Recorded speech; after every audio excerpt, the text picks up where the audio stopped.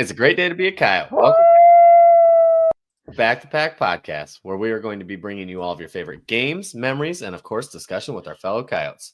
As a disclaimer, we have no affiliation to the University of South Dakota. This is a podcast ran by fans for fans.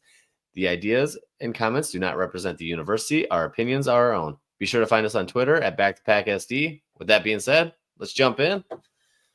What's going on, gentlemen? The shirt's back. Mitch just flexing the Aiden Bauman shirt every time. I haven't taken it off, guys. Still wearing the same shirt. Oh, you can't see mine. Totally disappeared. I disappeared. I got Charlie on old school. I'll say this too. I went into it. I'm like, I don't even have to slide over to read my Word document script. Matt put it in there for me.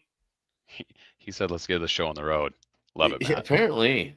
Let's go. And hey, the Coyote was so excited he wanted to howl twice tonight. Yeah, I don't know if you caught that. We got a little secondary howl going. We're a well-oiled machine tonight, fellas. Okay, here's the thing though. I'll say it. We've had some issues in our past few episodes, so all things have been going well when we've had issues. So we'll just keep the streak alive. Apparently. Absolutely. Let's welcome in Coyote Nation here real quick. We got Yote Fan, of course, the OG, as always, coming in first. 3:57, guys. He's in here plenty early. And just so everyone knows, I made the show at 3:56. So that's so good. So good. Ray, what up? Got Sarah in here. Absolutely. Let's go. She's awesome too. You mentioned Matt. Let's go. Got Yote Hat Alley representing tonight.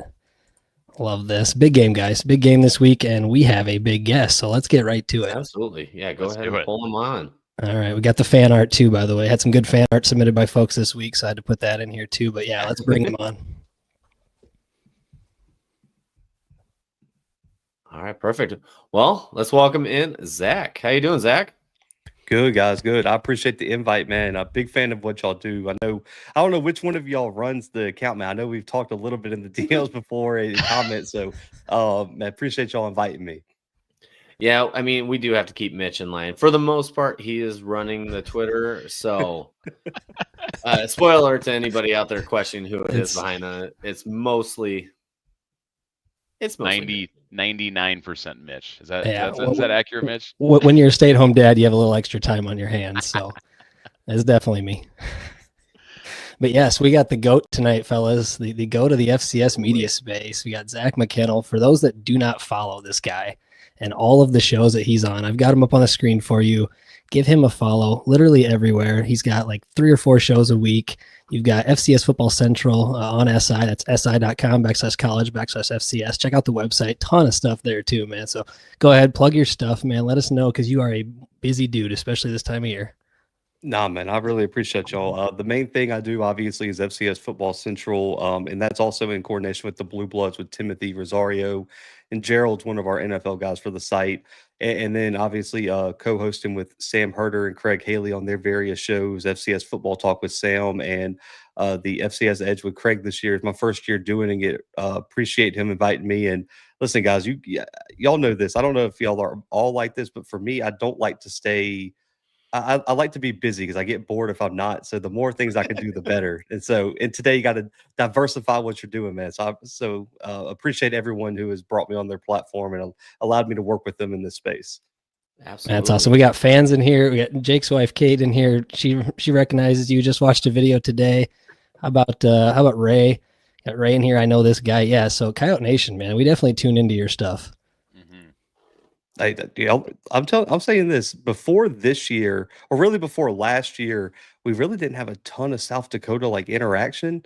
The past 2 years, man, some of the most passionate fan bases. And I know last year y'all had a good reason to get onto us this year. Me and Timothy were very down on y'all at one point, and man, just proved us completely wrong. And so we deserve all the flack. And I always say the thing I like about what we do with our show is a lot of people just take off the off season, right? Y'all don't see anybody from January to August. Man, we like to be out here in the front and make predictions and break down rosters and transfer portal classes and take some risk with our assessments. I'll say this, man, we were completely wrong with South Dakota because I'll be honest, I did not see this season happening. And especially when Charles Pierre went down, Listen, Oh, yeah. I think it was Mitch that messaged me. He knew I was all the way out on the boat. I was like, nope, sell all the stock I have. I don't want any more. And you guys brought me right back in, man. So props to the coaching staff, man, in South Dakota, because I was out on the boat when I saw Charles go down. Absolutely. I mean, and you're watching so many teams. It's unbelievable how much you guys cover. Like, you don't just sit there and watch the top 10 teams. Like, I'm very impressed with the knowledge that you guys bring for every team, whether there's a number next to them or not.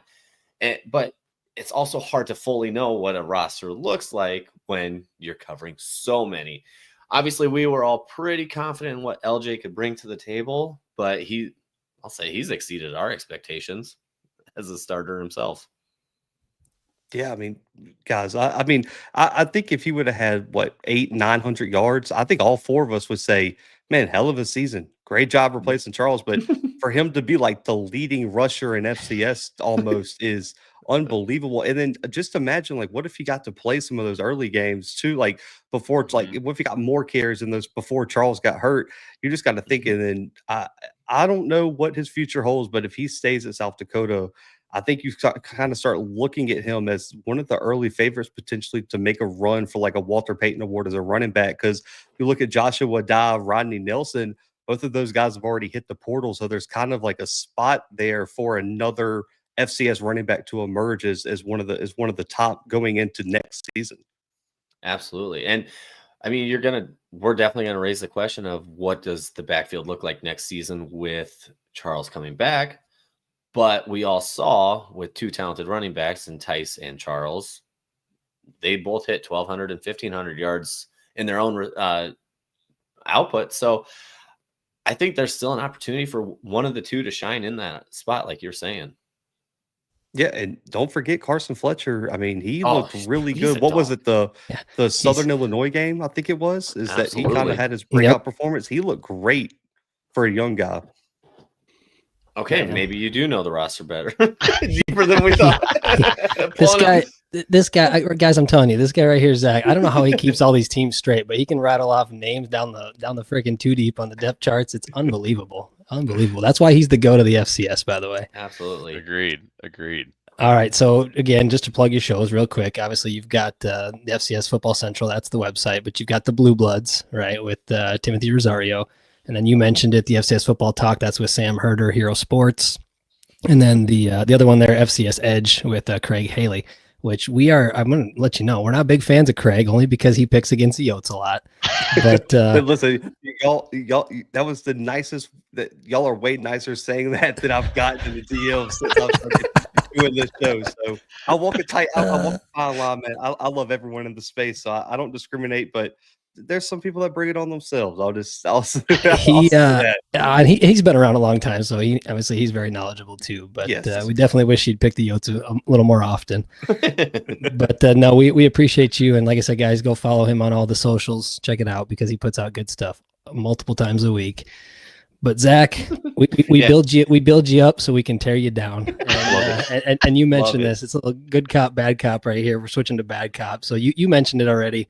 You wrote the Yotes off on a October 8th episode. It was kind of that mid-season episode looking at playoff picture, and basically wrote the Yotes off and said there's no way that they're winning 5 of their last 6. And I've got it on the right side, circled them. What did the Yotes do? They went and rattled off 5 of the 6. Oh, man. I'll be honest. I was feeling real good about my prediction after that Illinois State game, too. The way, because I thought y'all outplayed Illinois State, to be fair with you guys. I thought you guys were the better team that day, and it was just every single time you guys had a chance to win that game, something would go wrong. And I remember y'all lost that game, and I looked ahead, and I was like, man, that North Dakota, South Dakota State stretch is going to be brutal. But then obviously you see what's kind of happened with South Dakota State with the injury, that they were really reeling there for a while. And then also, too, Jerry Kaminsky turned the wrong corner really and truly for the end of the year, started turning the football over, has been playing super inefficiently. And I'll be honest, it was like the gates opened up for South Dakota, and the path was very clear. And then it also helped that the guy Aiden Bauman is starting to play like we were talking about him in the preseason, right? Because me and Timothy were still high on Bauman coming into the year. The question was going to be, does he have any help? Well, Bauman starts playing better. Phillips is going to get his every year. And then Lorenzo Fenner turns into an all-American level wide receiver on the outside. And it's like all these things kind of happen in conjunction at the same time. While we looked ahead, like on October 8th, that stretch of UND, Illinois State, SDSU, Southern Illinois, that looked a whole lot more brutal than it ended up being. So props to y'all, man. And I got to give Johansson credit because he has coached, I mean, unbelievably down the stretch. And I'll be honest, I'll be curious on y'all's thoughts. And I've talked about this. There was a time after that Lamar game squeaks out against Northern Colorado that this season could have really went downhill. And for him to get the team locked back in, continue to tell them that, listen, guys, we still have everything ahead of us and we can still play for it. And for y'all to finish second in the Valley, I think for me, I understand why he wasn't a candidate for the Eddie Robinson Award, because there's only like one or two from each conference. Yep. There's really a case that he should have been a finalist for that award because of the way he turned this thing around and all the losses that you guys had in that second portal window there this spring. Yeah, absolutely. That was tough. The timing of that was really tough, and we brought in some new guys too, and young guys stepped up, and it took a little while to gel. And Coach even said this recently, Zach, on one of his shows, interviews on a podcast, was that he thought Aiden was maybe pressing a little bit too much early, just trying to do too much. With all the pressure of this season and him coming back and everything, and you saw it. I mean, they got better with every game as the season progressed. Finally, put it all together there that back half of the schedule. So. I agree, and we got to bring this up, Grant, one more time, just because kick us while we're down here. I was just about to say this as well. I'll take this one because I was reading it, but yes, Zach, me and Mitch were in a similar boat, and you said the Illinois State game, you saw some things that maybe pointed more toward USD probably should have won. Me and Mitch felt the opposite because we actually picked against the Yotes against UND in our prediction show. We looked up and we said, man, here it is, 3 weeks in a row. We put up 17 points, 13 points. We just didn't see it. And we famously said that it seems like the Yotes kind of broke Kaminsky a little bit in that game. And that was really the turning point. Kind of a quirky game, right? With a punt blocked for a safety and defensive touchdown, just was kind of what the doctor ordered. And boy, oh boy, the momentum has shifted dramatically for the Yotes. And to your point too, I don't know that there's a hotter team in the country than USD right now too, which is always a scary proposition for anybody playing in the playoffs right now. Yeah, don't let the Yotes get hot. And guys, UND at that time, they were hot. Yes. Jerry football was all we were hearing about, and they were red hot at that time. And I think that game, to Grant's point, and Jake would agree, that was the turning point of our season, and that's what really started this that 3-game stretch there. We rattled off 3 in a row. All right, I will say this, Zach. Don't take offense to this. Every guest we've had on the show has caught a stray from Mitch. LJ even caught one. Even LJ Phillips caught one. LJ, Aiden, Coach Travis Johansson, they've all caught strays on this show. So it comes with the territory. But no, we appreciate you. And you mentioned it already, the Valley, guys. We finished second. Zach, you mentioned it. And I mean, obviously the Valley is what the Valley is. And for us to finish second, it was a huge accomplishment. And I will say this, Zach, talking about playoff seeds and that kind of thing, looking at this, I knew we weren't going to get a top 8, but I felt like there could have been some arguments made just knowing that we were the second team in the Valley, because I think historically the second team in the Valley does get a top 8 seed. And to see the Big Sky get more than the Valley kind of rubbed me the wrong way a little bit, but I see it both ways. Yeah, I mean, y'all know how. I mean, I'm sure y'all have heard how I feel. Like, I don't think UC Davis deserved that 8 seed personally. I mean, because I don't remember where I had them in my projections, but I want to say it was like 14 or lower.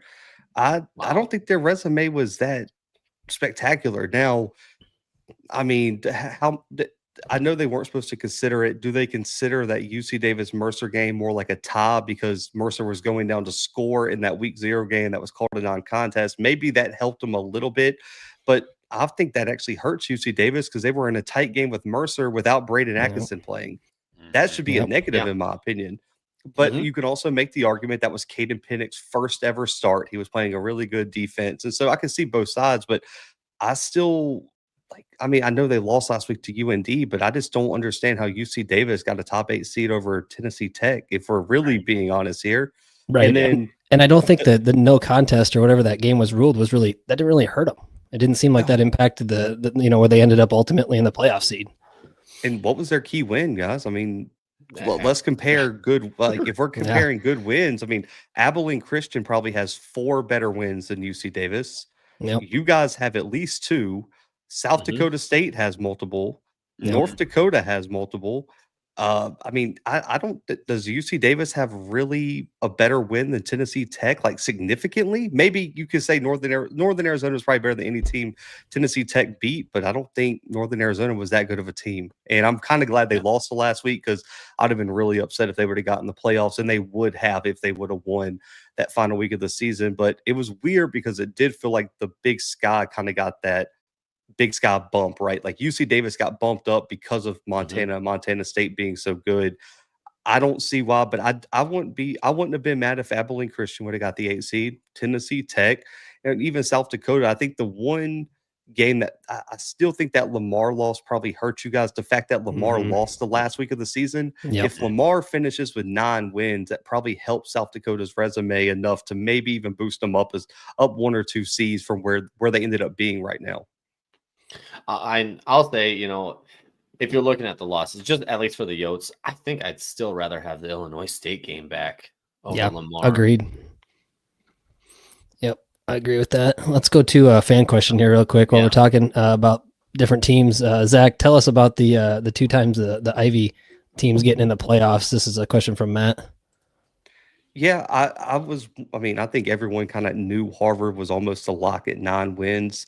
9-1, it's really, really hard to keep out. And what was interesting this year is none of us had any data points, right? Like when we're doing all these bracket projections and hypotheticals that we talk about on the show, guys, we have years of data from the Missouri Valley, years of data from all the other conferences, right? Outside of maybe even like if the SWAC ever got in or the MEAC, like those would be those weird cases. But guys, we had nothing to go off of with the Ivy League. Does the committee think the Ivy League is strong?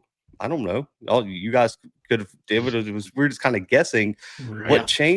What led me to believe that they were going to get 2 teams in is when Harvard broke into that second top 10 ranking that they released in early November. I said, man, they love Harvard, and if Harvard gets to Yale and that's their only loss, I don't see how they're not in. The thing that also helped with 2 Ivy League teams, and I know people were pissed about it because of what ended up happening to Harvard in that Villanova game.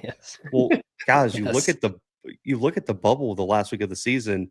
Northern Arizona choked, like William and Mary choked. All these bubble teams started losing. Sacramento State chokes and loses, and you get to the bubble and there's 3-7 teams, and then a Monmouth team that lost to like a 2-win UAlbany team. Well, guys, I mean, what was the better option there? At the end of the day, I think what helped with the 2 Ivy League teams getting in is the bubble really shrank on the last week of the season. And then 2, I think the committee wanted to see what these teams have. I'll be honest with you guys. I'm not a conspiracy theorist or nothing, but if I'm on the committee, I bet you they said, let's let these 2 good Ivy League teams in so we can get some data points for future use on how these teams maybe stack up in the conference rankings. And now, I don't know about y'all, I feel a little bit less certain about the Ivy League moving forward now because we got 2 very weird data points. We got one school that got just killed, right? It wasn't even competitive. And then the champion is down like 42-14 getting killed. And then all of a sudden they go knock off a Valley team. So I don't know where you guys have them. I really don't know where I would rank. That was about to be a very different conversation had YSU taking care of business there in the 4th quarter. Right. But here we are. About the Ivy League never getting in at large bid if Yale gets beat like that. And now we're talking about, well, maybe guys, maybe they will get 2 at large bids again because Yale beat a Valley team year 1. And I also think it depends on how they play this weekend. What happens? I know, and listen, I'm one of the ones. I think it's going to be a blowout this weekend, Montana State and Yale. But what happens if Yale pushes them? Does that change the conversation if that game's competitive into the second half? So I think this weekend's a huge data point for future Ivy League at large teams. Yeah, and this was uncharted territory for everybody involved, right? First year the Ivies are playoff eligible. So, I mean, I agree with you. There's a lot of uncertainty, and I think everybody's learning as we go. We got a comment from Ray here too. Could Zach be on the show every week? Let's go. Let's go. We got another one from Sarah coming in here too. Really awesome guest, you guys. Thanks, Zach, for being here. Told you, man. Coyote Nation loves you. And then there was one that I wanted to pull forward from the back. I didn't know where we could fit this one in. But Zach, we talked about how much you cover on FCS. Question is, how much film do you watch every week? How many games? So, jeez. yeah, I mean, it's a lot. So, okay, so I'll kind of give and I've talked about this on a few other shows. So, me and Timothy know the games that we're going to preview. So, I make sure to watch at least 1 to 2 games, whether it's condensed film. If I know a coach, I'll try to get all 22. Like, I'll try to at least watch 1 or 2 games of every team we're going to preview. And it's good, right? Because listen, if I'm covering South Dakota State, guys, I've watched 2 games of them already. So now I can like pick and choose. Like Right. maybe I didn't get to watch the full South Dakota Drake game because I'm not going to watch that game really in depthly because I know what South Dakota is going to do to Drake in week 3. Like Mhm. that's not a game that's Yeah. going to, but for all top 25 teams, I try to at least get condensed games, highlights, something like that to give me a data point. And then as I'm writing and going through scores and stuff, if stuff sticks out, like weird things, and I don't know if y'all have read like Timothy's Behind the Numbers, we do like the success rate flipped, where like Mhm. maybe a team was like, man, this team outgained this team by like 200 yards and they won 20-19. What happened there? We'll go back and watch that game. And so I would say on average, probably 20 to 30 games a week minimum. And I try to like for me, I try to make sure every single team that I'm going to talk about throughout the week or recap, I've at least watched the game or at least the key parts of the game. And so listen, guys, if y'all saw the amount of TVs in my house, like it is ridiculous. And shout out to my girlfriend for allowing me to spend my Saturdays watching so many games. But I really, really try to stay in tune because it's important, man. Like I think for FCS fans, my biggest statement when I came into the space to cover it was FCS should get FBS level coverage. Like that should be what Mhm. Craig, Kevin Marshall, Sam Herder, Jamie Williams, Timothy Rosario, like everybody should be striving for that. And I think that's something that a lot of FCS fans appreciate because not everyone's putting in that type of effort. And so and listen, I'm a football junkie. Guess what I'd be doing, guys, if I wasn't covering FCS football? I'd be watching 20 games a week just in my spare That's right. time when I Uh-huh. could. So, Yeah. man, it's a dream job. So I just think I have no reason to complain, man. Like it's a dream job. And yeah, so I watch a lot of film and I love it. And during the all season, go back and watch old games. That's what me and Timothy do. We've talked about it on the show. We'll go back and study up on offenses and players that we're going to cover, things like that, man. So it's a 24/7, 365. Yes, sir. Yeah, you answered Yoda had Allie's question is what do you do in your free time? The free Watch time football. is football. Yeah. And this guy doesn't sleep because it was when he's not watching football, he's talking football or writing football. So, Zach, let's move on to the SoCon here, the Southern Conference. We've got questions coming in the chat, but before we start with that, just kind of give us fans, because we're not super familiar with the SoCon. We've never played an opponent from the SoCon. And so kind of just give us this year kind of highlights. Obviously, we're going to get to Mercer here in a second, but just give us high level thoughts on the conference in general. Yeah, so a misconception here is this was a weird, maybe down year for the SoCon. Typically, the SoCon performs pretty well out of conference. This year, man, it was a really bad year, and there were a ton of losses that may have been 1 or 2 plays away from going the other way, but the team didn't finish. Like that Mercer Presbyterian game, Mercer had a million chances to win it, just went the other way. You look at Chattanooga blowing some games. East Tennessee had, I think it was like 4 games where they led by 14 or more points in the fourth quarter that they ended up losing this year. It was just week after week they found ways to lose. I think when you look at the depth of the conference, as this was the first year they've had a repeat champion in like 9 years or something like that. Mhm. It was, I mean, this conference is pure chaos. Chattanooga had a weird year. Listen, man, the transfer portal has changed the SoCon, and I'm sure you guys understand this with what happened with South Dakota, but like in the South, a lot of these schools are really surrounded by a ton of G5 and P4 schools. Like the schools in the Southeast are Yep. super condensed. As in, these schools are just getting killed by the portal, and Chattanooga is one of those. They're typically much better than they are this year. Furman has this because of the academic standards of the school and the type of school it is. They go through lulls. Like they are the prototypical where we saw a few years ago when they went to Montana and almost won. Yep. That team had like 50 seniors. Last year they really sucked because everybody was freshmen. This year they were a little bit better because everyone was sophomores. Guys, Furman is going to be a problem next year because all those guys are going to come back and they're all going to have experience. I think ETSU and Western Carolina are 2 very interesting teams, though. ETSU went on a little slump there, but they've went Trey Lamb had built that program back up last year. This was supposed to be kind of the year they reemerged, lost a ton of close games, but I think Healy will get them back. And y'all know about Western Carolina. It's Teron Dickens and Kerwin Bell. Oh, It's the yeah. explosive offense, but there's no defense. And that's why they're sitting here at 7-5 and not in the playoffs.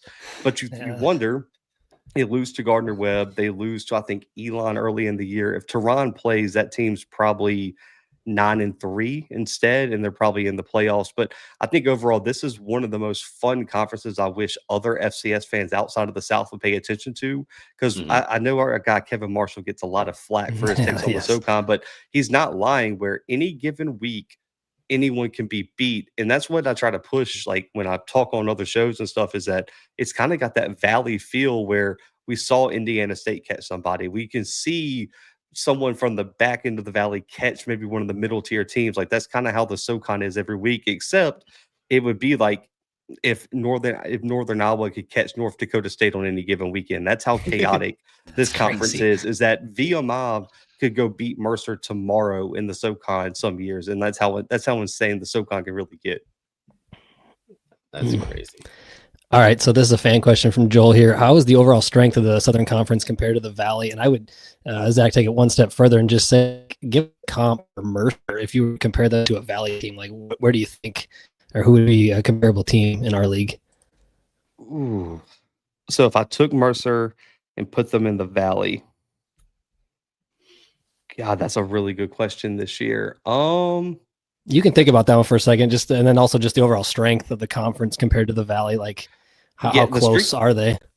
The strength of the conference. So we did some conference power rankings before the season. I'd put them like fourth or fifth, probably in the FCS right now. Like that's probably so. You would probably have the Missouri Valley, the Big Sky, 1 and 2, and then I think the UAC's really made a strong case for 3. And then they would probably be right there at 4 or 5, depending on if you wanted to put, it'd be like the SoCon, the Ivy, the CAA now, because it's kind of taking a step back, like somewhere in that range. So they're a good conference in FCS, but they're probably a step away from being one of those top 3 conferences in the FCS. And it's just because there's some schools like the Citadel, VMI, those kind of weigh the conference down right now. And then you're always going to have a team like Wofford, Sanford, even Chattanooga some years that really just don't live up to expectations. So the bottom of the conference could be really bad. And so that's probably, and then at the postseason, man, you got to win postseason games at the end of the day. And that really helps your conference. But if I had to place them this year, I think if they were in the Valley this year, I'd probably have them pegged to finish 4th or 5th probably this year. Somewhere in there. It depends on if you account for injuries and stuff like that, because if they would have caught South Dakota State when they were reeling, they would have beat South Dakota State for sure, 1,000%. North Dakota hasn't played well, but I'll say this, they would be competitive in the Valley. Okay. Yeah. See, I was thinking, this is my personal thoughts, but like Mercer to me is like SIU, but with a much better defense. 1,000%. It would be like if SIU had DJ Williams, not as fast and a better defense, because Brandon Agus is not going to do some of the things that DJ is. Yep. All right. Very good. All right. So, guys, let's jump into the matchup preview here. Just a real quick note on the series history versus the Bears. I mentioned this earlier, but we've never met on the gridiron. So Saturday will be the first ever contest. And again, of the current SoCon football members, South Dakota has never played a SoCon opponent before. So obviously the first matchup in the playoffs as well. So again, not, zero history here. So this is why, Zach, this is why we wanted you on to help educate us and the fan base here a little bit about our opponent. So with that being said, let's tee it up. This is second round of the playoffs. Guys, number 11 seed USD versus number 6 seed Mercer. They are 9-2, 8-0. They went undefeated in the conference. This is a 11 a.m. Central or noon Eastern kick. Zach, I heard you mention this on one of your shows. You were thinking about going to this game because this is not terribly far from you. I believe you're in Alabama. Are you going to this game, or did you choose a different one? We're working on it. We're if I go to a game this weekend, it will be this one. Still working on potential travel plans. So we'll hopefully be in Macon this weekend. That's awesome. I love that. All right. So yeah, he mentioned it. Macon, Georgia, 5-star stadium, guys, holds 10,200 folks. ESPN Plus, you got Kelsey Casper and Forrest Connolly, the analyst there on the call. But as always, we encourage people to listen to the Coyote Sports Network. John Thayer, Gary Culver, fantastic radio guys for us. Looking at the weather at tailgate, guys, 48 rain, not much wind, only 5 miles an hour. And then kickoff, we're looking at about 50 in rain. And again, 5 mile an hour wind. So that is setting the stage for this game. Any comments on that, guys, other than weather may be a factor in this one? I mean, I think the weather will be part of our conversation more of the game here in the next couple slides. All right, let's get into it. Zach, take us through this because this was just announced here. We got Mercer Quick Hits is the offense, looking at the Jerry Rice freshman player of the year, Braden Atkinson for Mercer. Give us your thoughts on this kid. Man, he's been outstanding. I was a little bit worried when DJ wasn't working out. I thought this season could take a really, really negative turn, man. But when you look at when you watch the film of him, man, and you let's just say you don't know anything about him, and you would think this kid's been a 2-3 year starter. His poise in the pocket, his velocity on the football, his decision making, his ability to also understand where he is in the pocket and set his offensive line up for success. Because as a former O-lineman, the thing I hate the most is when people just look at sack numbers and say, man, the offensive line really sucks. Like, this offensive line is terrible. But then you go watch the film and the quarterback's holding the ball for 9 seconds and you're taking a guy around the outside and he's taking a 15-step drop right back into where the rush lane is. So but I will say this with Atkinson, what has helped him is, man, Mike Jacobs is one of the best evaluators of talent, I think, in the FCS. And that's something you have to be if you're going to win in this part of the country, because you might not have guys for more than a year or two. So you really have to nail some of these high school evals, JUCO evals, transfer portal evals. And his offensive line has been outstanding, keeping them clean in the pocket. And what I think why is that important for a true freshman is, guys, it's allowed him to build his confidence over 10 games this year, is that a lot of these freshman quarterback, if they get sacked early or hit early in the pocket, guys, that internal clock really, really speeds up. Atkinson has not had to deal with that, which has allowed him to grow into his game, slow the game down, and I think that's why you've seen him get better and better. And the one thing I'll say is he is not afraid to take chances. Like, if it's open over the top, he's not taking the check down. He trusts himself to find the window and hit that window. And I'll say his confidence and poise is something that you don't find in a lot of true freshman quarterback that weren't even supposed to be the starter, that was supposed to redshirt this year. For him to be ready for the moment, man, speaks volumes about how he played in high school and coming to Mercer so ready to be a starter. Yeah, it's unbelievable. I've had a chance to sit down and watch a couple of their games now. I pass the same message. It looks like he's been doing this for a couple years at this level. It's crazy. And you actually bring up a little bit too on the O lineman, keeping him clean. That's a stat I had written down. So he's only been sacked 3 times this season. That is unbelievable. He gets it out quick. He gets it out quick though too. He's got a quick release and quick decision making at that. I really like his game that he brings. And, with that, that's really the challenge that I want to instill on USD's D-line linebacking core is if we have an opportunity to match that number of sacks in this game, that would, yeah. I mean, double up that season total, please do. Huge. That'd be huge. And I mean, 3's not out of contention there with Caden Crawford and, Niles Dickel on the other side. So I could really see it happening, but I think we're going to have to be creative with our timed blitzes as well, whether they are delayed or come off the edge, to get them just moving around the pocket and uncomfortable at least. He's young, Grant. I want to give you a chance to comment, but he's young. We saw Jerry Football come in. He was also young and inexperienced, but had the hot hand. Guys, it seems like a very similar situation here. With the obviously a bigger game, bigger stage with the playoffs on the line. Real quick before Grant goes, this kid is miles better than Jerry. Oh yeah, I agree. But Grant, give us your thoughts, Grant. Yeah, I would say a similar thing. Just watching some of the tape, he gets it out quick, right? He's a good decision maker, and I think his confidence has gotten more and more every game, just like Zach had mentioned, which was kind of what you'd expect from a young quarterback, right? To come in and take that on. But it's going to be a tremendous challenge for this defense. I mean, this season we haven't generated a lot of pressure, right? We've seen that, Right. and some of that schematically, it seems like Johansson over the years is pretty comfortable with that. We're not typically not bringing a lot of extra pressure, so as odd as that sounds, that may actually be okay for us, just because we're not typically bringing, a lot of blitzes or a lot of extra pressure. We may be more comfortable getting in that base defense and saying, Yes. okay, maybe we're not going to get to the quarterback anyway, so let's do what we've done in the past in that kind of bend don't break type defense. So I'll be extremely curious to see what we do defensively with it, because on the flip side of that, our secondary is going to be challenged at a level that they probably haven't been challenged at this year, minus maybe, again, I guess SIU might be the comparison, but I think they're going to be challenged even further than that, and it'll be all hands on deck in the secondary. Yep.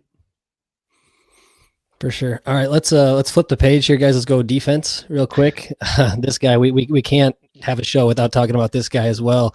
And Andrew Zock, again, another young player. I think he's a sophomore, guys, and he is up for the Buck Buchanan Defensive Player of the Year award. He's a finalist. Zach, has this come out yet? Has this one been announced? And are you a voter for this as well? Yes, I'm a voter, and he was my number one vote.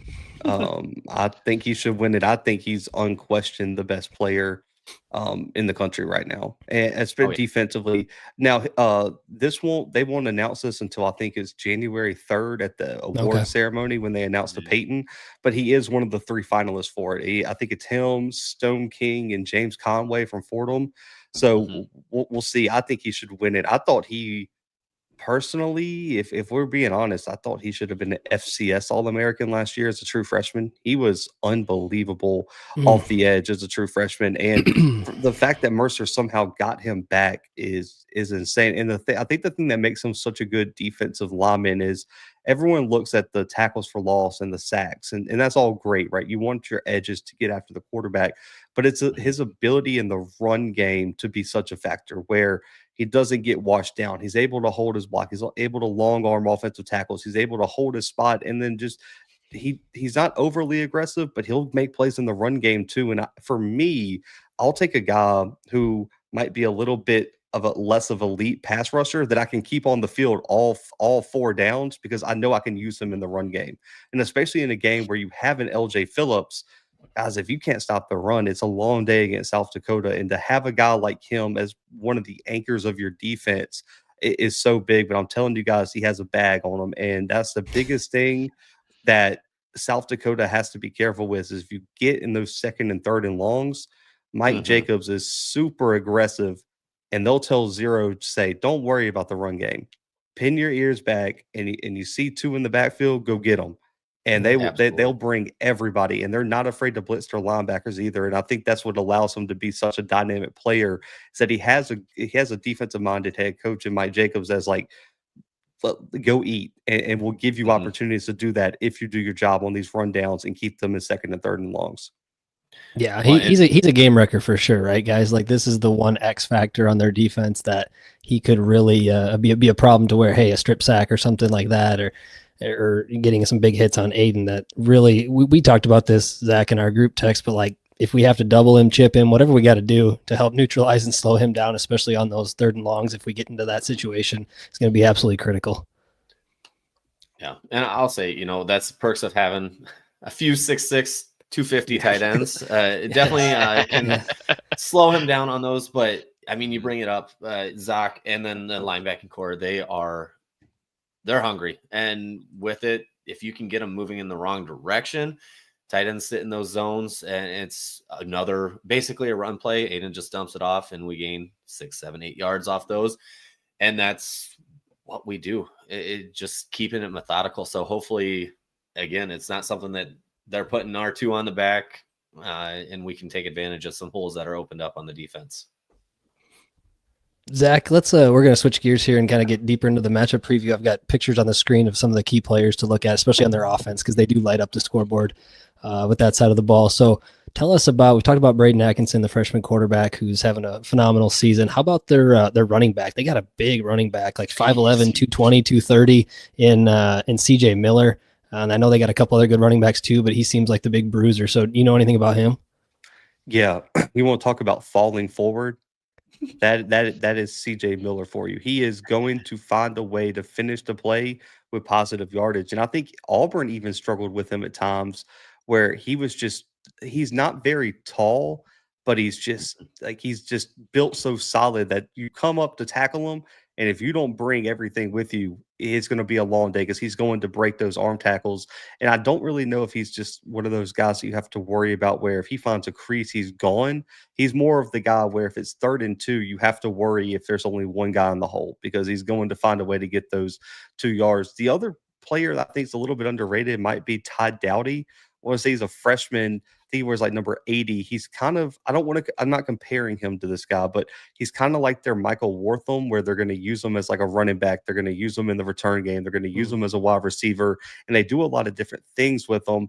And it's because, if I'm not mistaken, Micah Bell and some of those more experienced backs got banged up. So they had to find someone to kind of utilize in a different role. But I think that's the misconception about this Mercer team. To toss it back to you guys, is that you see the stats of Atkinson, you see all these elite wide receivers, but man, this offense at the end of the day is predicated on the run, and they use the run to set up everything that Atkinson does downfield. And so I think that's going to be the key. Is if South Dakota can take that run game away, it really puts a ton of pressure on Atkinson as a true freshman in his first playoff game to beat you all on his own. And that's something that if you look at the schedule, that's something that not a lot of teams have been able to do this season. Yeah.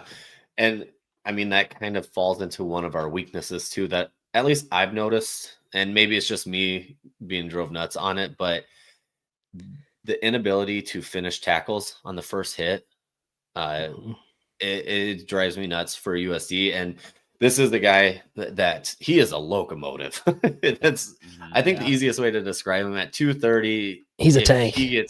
If he can get 4 steps into his run, you might not want to be in front of him. So the ability to not only hit him, but drive through, wrap up on those tackles are going to be crucial because, yeah, I mean, if they get it to 3rd and 2, it's first down on the next play. I will I guess comment on this too, because Zach, you brought up 2 good points, but I think 2 strengths of USD this year has been, one, being able to control the ball on offense, right? And that primarily is from running it with LJ Phillips and the success we've had there, of course. But the one thing that's maybe not as noted as much is that USD's defense has done a really, really good job of not allowing explosive plays throughout the year. We've talked about it before. It's almost at times feels like this kind of bend, don't break defense that can be frustrating. We saw it in the first half of Drake game last week where it felt like, gosh, Drake is just really moving the ball. But then when push comes to shove, there's no points to show for it, or there's, only giving up 3. And so I'm hoping that those 2 play in on Saturday in a big way. I think if we can limit the explosives like we have, it's going to be essential from what we've seen at these offensive numbers and explosive successes. But if we can play keep away, I think that's another place where we can really frustrate these guys who are accustomed to scoring. You can see some of the scores 63, 49, 50, 60, 38 points. They get into a game where it turns into a low possession, low pace type of game. I think that really plays into our hands. And as we've been talking about, I think the rain could potentially even help us in that factor too, depending on how much rain it ends up happening on Saturday too. So it'll be really interesting to see what's successful for each team, because I think we still also have a lot of confidence that Aiden, if we get into a shootout, has the ability and has been playing at such a high level over the last 3 weeks that I think we can win a game that way too, which I wouldn't have said 2 months ago. Right. Yeah, and then the receiver core guys, just wanted to highlight here. I think it's Ajate Dobbs. Is that how you say that? Or is it Dabs? I think it's Dabs. Dabs. But not 100% sure there. Yeah, he's a playmaker. Jake, I don't know if you have their stats pulled up, but I know they've got 2 or 3 stud receivers. This quarterback does spread the ball around a lot, but he seems to be kind of the number 1 guy. Yeah, I mean, you bring it up. Dabs is their big play, averages 19 yards a catch here. So, I mean, he's definitely the one to keep an eye on. But this raises the question of who do you cover? Because of their 4 top receivers, the least amount of receptions on the top 4 is 36 and Kendall Harris. Mm-hmm. So it's 36, 48, 58, 45 for the top 4. Jeepers. It's a pass heavy offense too, which we know, but that is spreading it around. Yeah, and that's the thing. Normally, we usually have a plan with teams that have that go-to receiver. You know, if we were lining up against ourselves, Mikey might shadow Fenner kind of thing.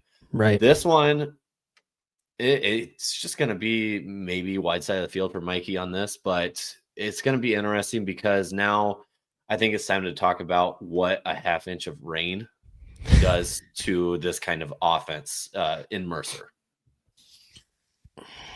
At least that's what the weatherman Mitch is telling us. Yeah, I think it definitely slows it down a little bit, right? And maybe they're more accustomed to playing in the rain than we are, and just based on their location and being outside. But I still think these receivers are going to do their thing. And I think the biggest thing, Jake, besides the rain, that is going to be a factor. But I think can we scheme it up to confuse the young quarterback? And we've seen Travis, obviously, as a DC over the last handful of years, he's done a great job of that.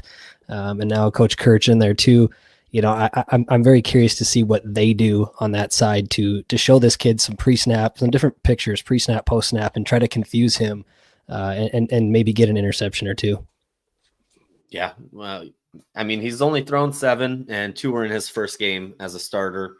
Yep. So they're there though. I did enjoy watching the West Carolina game with them. That was a fun game to watch. Yeah. That was crazy. That was still on the replay for Hulu. But with it, he did sail some balls. So if there's an opportunity, be behind, be ready. Hopefully we can get. Hey, I mean, I think we said it every game, but hopefully we can get Tillman his first career interception. Be no better time than now. Exactly. So, I mean. He has some opportunities. There are some freshman mistakes in it, but again, this is one of the most poised freshmen I've ever watched play. One thing I always like defenses to do when they are playing somebody young like this is to not set themselves as the linebackers in secondary. Wander, know your circle, know your zone that you're going to be covering, but just kind of wander. Don't stay in your spot. Maybe sneak that linebacker off on the edge and then have him drop back to his middle zone. Whatever it is, just throw complete confusion on the field for the offense to try and read. And then, set yourself once the play clock gets under that 15 seconds and the in-helmet communication goes away. Yeah. And then DeJuan Lewis, guys, got to mention him real quick because he's been a turnover machine down the stretch here. And that's really what has sparked the defense and gave us a big boost, like I said, down these last couple games that we've played. So expect him to be very active as well on Saturday. I'm just going to flip it here to the stats matchup. And I know this is kind of tough to compare because of the two conferences, but they obviously number 1 total offense, 7th scoring offense, and then flipping it to the defense, rush defense 4th. Their weakness, guys, is that passing defense at 100th in the FCS. So there is opportunity there. And Jake, or one of you guys mentioned it already, but Aiden's been hot and the Oats passing game has really taken off these last couple of games. So I do expect to see some opportunities there as well. And Zach, I know you love stats, by the way. You guys are stats nerds. So this one's for you if you have anything to add. Yeah, no, I think that's obviously the weakness for Mercer is that they allow a ton of explosive plays over the top, and a lot of it has to do with they have very, very young corners. Like if you go back and look at their defense last year, they lost like all their linebackers, a majority of their secondary. All those guys are new, and they've gelled together really nicely. I mean, overall, like down to down, they're not terrible with pass defense, but man, like it worries me when you look at a matchup with like a Lorenzo Fenner, is that he is so good at just getting behind guys. And even if he doesn't, if it's one-on-one, I think Bauman has grown to trust him. And man, I've never seen a 6-foot receiver win so many one-on-ones in my life. Like he is just unguardable. And he plays like he's 6'5", and that's something you can't teach. And it's something that I think could give Mercer problems and I said this on the show earlier this week, it's like when y'all get past the 50 and it's like you're at anywhere between like the 35 to 45 yard line going into the red zone, y'all are going to take a shot. And it's going to be to Lorenzo Fenner. And y'all are going to set it up with LJ Phillips because LJ Phillips probably got y'all there.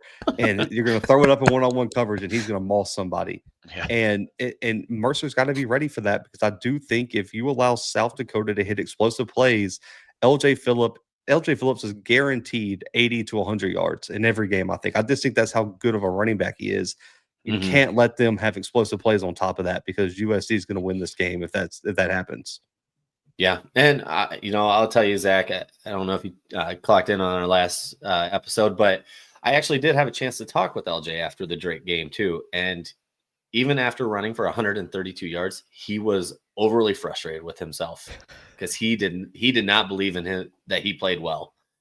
And now it's on 14 carries too. So I know, Jake, you mentioned it. He was mad that he didn't break some of those tackles, but I will say this: those Drake linebackers are for real, and they are very solid tacklers. I mean, there's a reason the one Sean Allison had 120 tackles on the season, and so I think LJ was a little frustrated and not being able to break that first contact, that first tackler that hitting that linebacker. And so I totally get it, but at the same time, like those were good linebackers.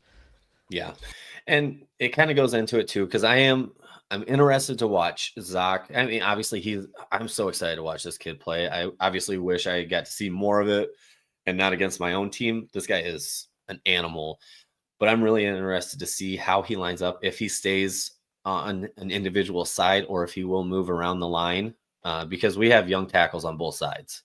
Right. And so whether it is Jacob or Wolf playing, it'll be interesting to watch the right side, but I know we confuse some teams because we have a lefty quarterback. So That's right. That might be just enough, right? Exactly.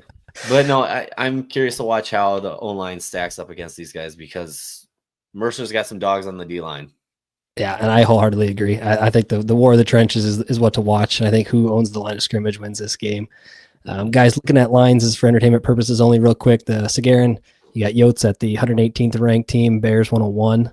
Looking at the Reddit FCS spread, they got Bears -8. FanDuel, Bears -6.5 is what it opened at. I think that's drifted, Grant, hasn't it? Or it's actually improved, I guess I should say, for the Yotes. 5.5? It maybe? is. Yeah, moved about a point, and actually quite a few playoff lines moved. So it'll be an interesting week. A lot of single-digit lines out there. So, yes, but yes, expecting a lot of 5.5. good games. A lot of good games this weekend for sure. I know Montana fans are frustrated with FanDuel right now. That one's almost a pick 'em now. So anyway, Yeah, absolutely. Good, like I said, good games this weekend. And then guys running the Massey simulation, they got the Yotes -3 with a final of 31-28. So you're saying take your heart medication? Yeah, this could be cardiac coyotes game again, which we're all very used to. All right, Zach, the last segment here, the pick segment, we'll get you out of here. This is sponsored by Amazing Adventures by Allie. Your travel game plan, no flags, no fumbles, all fun. Go Yotes! So here we go. Ready or not, coming in with the Loma family here, and Allie, Yote hat Allie, love her to death. The Yotes win 35-28, all touchdowns. By the way, no field goals in the rain. We're going all touchdowns. Yeah, I like it. I like that prediction. Yeah, absolutely. Love her hat too, by the way. That is actually going to be there, guys. They sent that with, I think it's Melissa Traver, the strength and conditioning coach's Nice. wife. So she's bringing the Yote hat to Macon. Love That's that. fantastic. Yeah, it'll be making an appearance. All right, guys, our picks here. I'm going to come in real fast here, and I'm going to go the Yotes 28-24 in a very close, highly contested ball game, guys. Expect a shootout. I adjusted, Zach. I had a little higher score, and then I saw the forecast, and I adjusted down a little bit, but I'm going 28-24 Yotes. And then I'm going to throw a couple up from the chat here. We got Kirch coming in at 28-27. Yotes just give us an absolute heart attack per usual. Whether we're blocking a field goal or scoring a last-second touchdown, extra point there. I don't know, but and now we'll jump into Matt at 41-24. I think that's confidence. Matt's got Aiden cooking him. That's what that's going to be right there. That would have to be. Yep. We're passing to open up the run game. We do 41-24 on Saturday. I'll be looking at Nashville tickets. I'm not gonna lie. I need to readjust my expectations for the next round if it's 41-24. That's right. Exactly. Right. All right. So then we got Peter joining us here, 35-31, and then we'll go into Grant's, and then we got a few more as well. All right, Grant, give it to us. Yeah, go ahead and throw it up there. I guess me and Massey on the same page on this one. I do have the Yotes on top, 31-28. I don't know. This was the hardest game I think of the year for me to pick because I can see this being a grinder, which I think we would prefer it to be that way. Low possession, low pace. Mhm. I think that favors us in a big way. But the way that we've been playing offensively in the last 3 weeks, I don't see any reason why we also can't compete in a shootout. So I picked somewhere in the middle. I will say, though, I think we need to force some turnovers to win this game. And I think there's going to be turnovers to be had, just knowing how many shots they're going to take down the field. So I've got us winning it. I've got Will the Thrill sending it through for a game winner with under 2 minutes left in the Let's game. go. And we move on to the Dakota Dome for the fall. Yes, sir. You're calling your Oh. shot with the bunnies, huh? Out in Yep, I Missoula. am. Calling your Mhm. shot. Let's Yep. go. Yep, and we'll see you at the Dome the Saturday after. Dang, that would be something. I'm hoping too. I'm with you. It's the only way we get that's the only way we get another home game. We got to win and hope they win. That's right. Yep. As much as that pains us, Zach, to say that. All right, let's see. You got some other ones in here. You got Ray, 2024. Joel's coming in 27-17. That's interesting. He's not not confident in the freshman quarterback, thinking our defense can get it done. Holding him 17 would be huge. That would be Yeah, that would be crazy. Yeah. If we can keep them in the teens or under 20, jeez, write me down for a W. Hey, Grandma Tappy's coming in here, 32-25. Absolutely. Yo, That would be a Love wild that. game to get to those scores. I love it. love that. All right, Jake, I'm gonna go ahead and throw yours up on the screen. Absolutely. 28-21. I'm an all touchdown kind of guy on this one. I don't know. The rain makes it interesting for me. I did have it a little higher. I think it was 31-27. But with the rain moving in, I did bring down the scores just a little bit. I think they're going to try to sell out on LJ, and it's going to open up a lot of opportunities for us with the rain. Hopefully we can really just run some routes where we get Fenner or Tennell in space and just let those guys do some work. And that's really just a 5-yard hook routes, and just let's see where it goes from there. Absolutely. And Zach, before we put yours up here, we've got another guest coming in, Chadron_FB, Mercer 30-24. Since it's away, Mercer's good, unlike Harvard. Great guess for obviously for you, UST with another good season. Harvard catching a stray. Yeah, Harvard's at home now. They're in Cancun. Yeah, that's right. Exactly. Oh man! All right, Zach. So I've listened to some of your other shows this week, so I kind of know where you're going with this. I will give you a chance to change that, but I doubt you will. So I'm gonna throw it up here on the screen for everybody to see. Go ahead. Yeah, I like Mercer here. I think them being at home is big, man. It's a very rare thing for a SoCon team to be able to host a Valley team, and I think they take advantage of that. Now, 10 was before I knew it was going to rain. I don't see it being super high scoring, and I do agree if it's low scoring and it's torrential downpour, I think South Dakota has a great shot to win this game because Mercer's not going to be able to throw in a monsoon. But if it's light rain, it's just cloudy, I don't think it's going to affect them that much. Like those wide receivers are good enough to make some catches in the rain, and the run game is good on both sides. So I'm going to go 27-20 Mercer. Okay.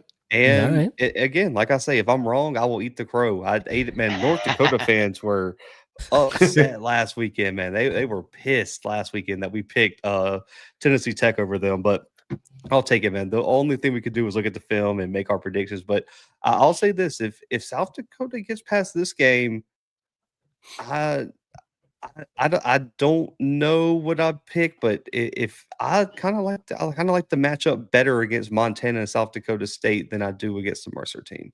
And college football is all about matchups, and I even think with Chase Mason, South Dakota kid's going to give SDSU a ton of problems if they get past Montana. Yeah. Jake here, just going to the comments one more time. We got Matt coming in with the boo. Definitely doesn't like that. He's also editing his score. He came down just a little bit. Just a hair. 38-21 there. Hey, you know what? 38-21 still get plenty of national writers' attentions. Yes, absolutely. And he says, Zach, you have to come back next week and eat crow. Absolutely. I will. Even if it's for 5 minutes, man, I'll hop on and take whatever I have to. That's perfect. All right, last one here, Yote Hat Alley. There's been so many names and numbers from Zach. He's like Jonah Hill and Moneyball. I agree. This guy knows everything about every team. I tell you what. Absolutely. And then we did have one other prediction here from Eric Larson as well, 27-23. And I think that is all of our predictions.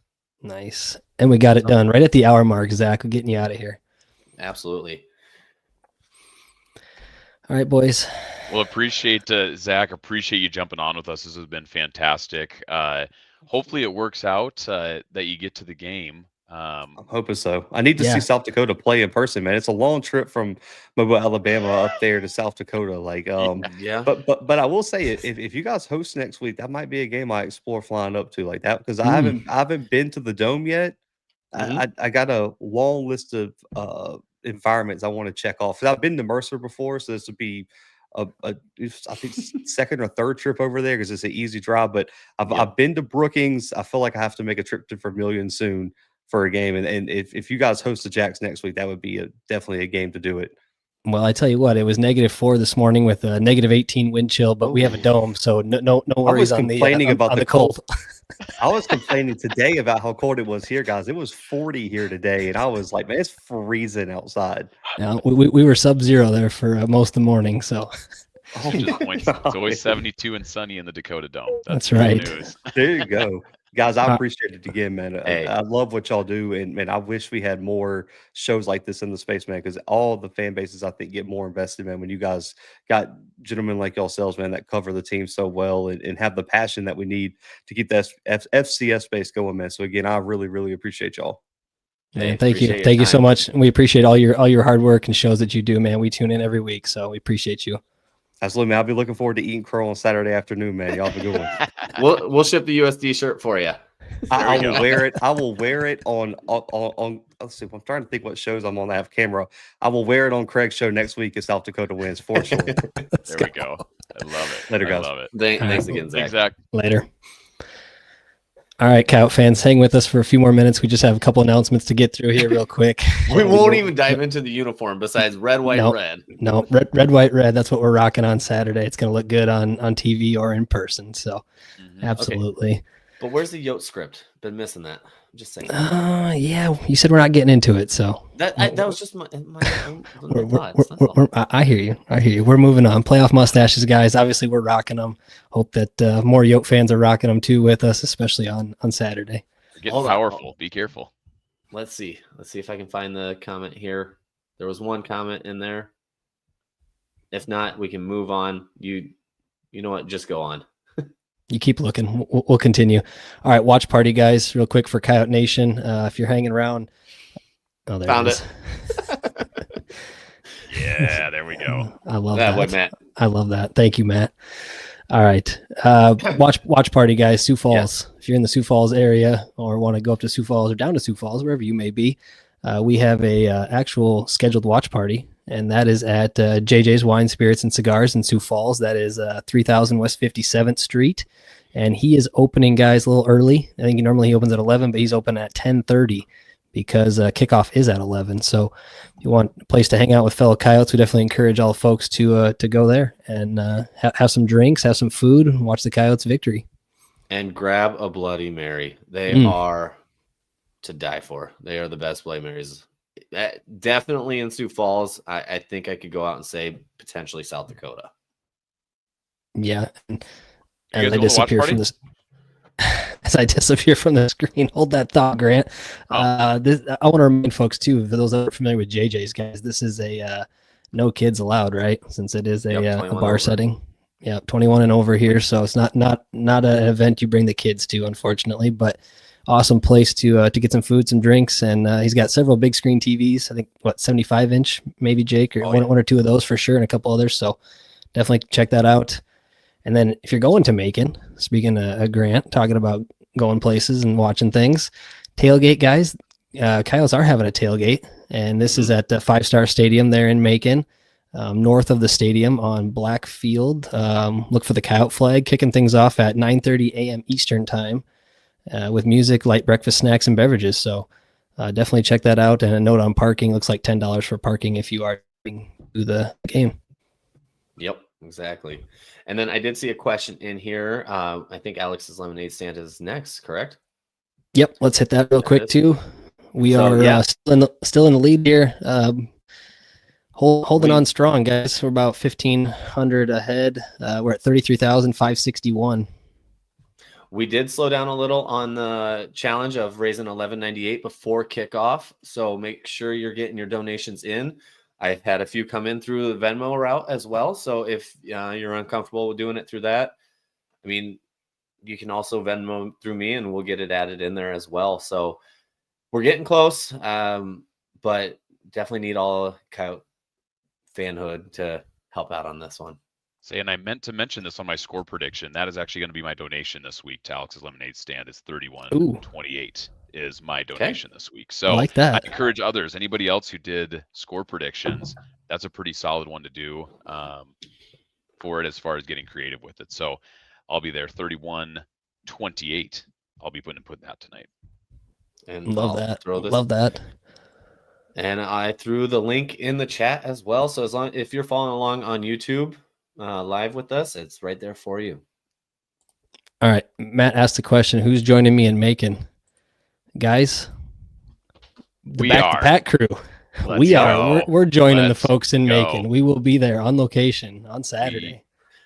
We are very pumped for this opportunity here. This is going to be fantastic. So I will say this, stick to your phone. We will have a ton of content coming your way Saturday before the game, during the game, and after the game. So make sure you follow along closely.